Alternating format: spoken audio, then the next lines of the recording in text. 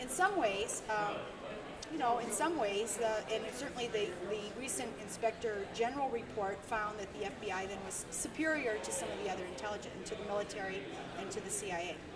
So, you know, I think as an investigators, the FBI is really good. I mean, they've done good jobs investigating by and large. But when you get into the politics and this environment where you have a leader who gives the green light from on high down, everyone is susceptible to that who works in government.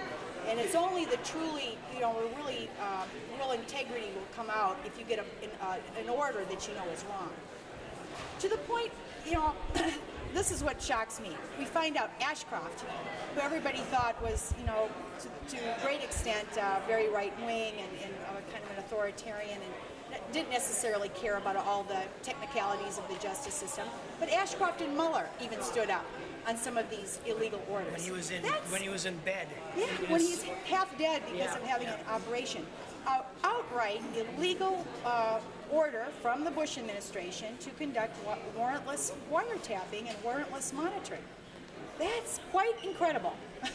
That's quite incredible situation that we have had that happen. How many? Now we know about it several years ago, and nothing has changed.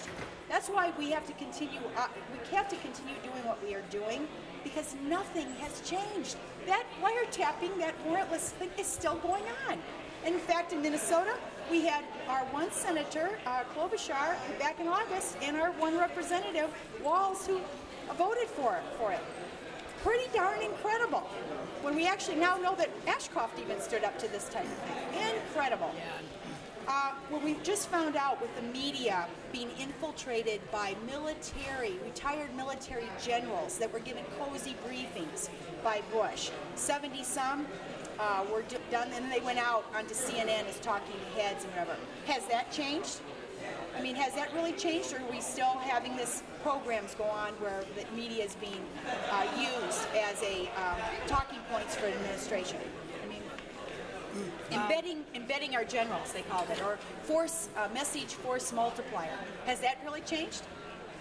I mean, the disclosure isn't enough. It takes the disclosure, and then it takes people really then to carry that forward so that something is done to stop it. So you're speaking tomorrow then? Not tomorrow, on Sunday afternoon at 2 o'clock at the Women's Club. So are you doing anything else this weekend?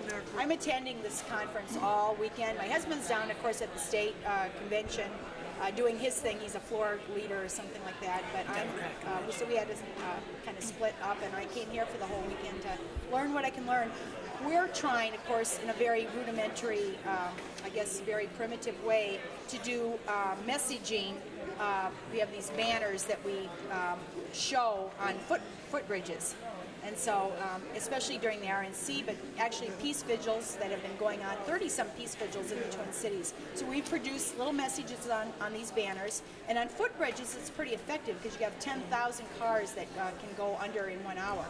So I'll give you a card afterwards, but we are holding these peace vigils all over.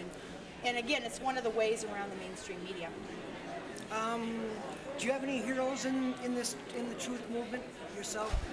Well, yes, of course, many. Only three. You probably heard the one time when Ann Wright spoke, a retired colonel and former deputy ambassador at many locations. But there were only 3 people in government who resigned at the start of the Iraq War: Ann Wright, John Brown, and Brady Kiesling. And I came real close. But I didn't resign because, you know, my pension, I was just months away from having my pension. But I spoke out. And everyone really who has done this hard job of speaking out is really got to be commended right now, because it's you speak out. Look at Scott McClellan. He's no hero. He's making money out of it. But you see what happens when you speak out. You're immediately, marginalized. You know, immediately called all these names and marginalized. And it's still that environment. Obviously, it's still that environment. Well, thank you very much.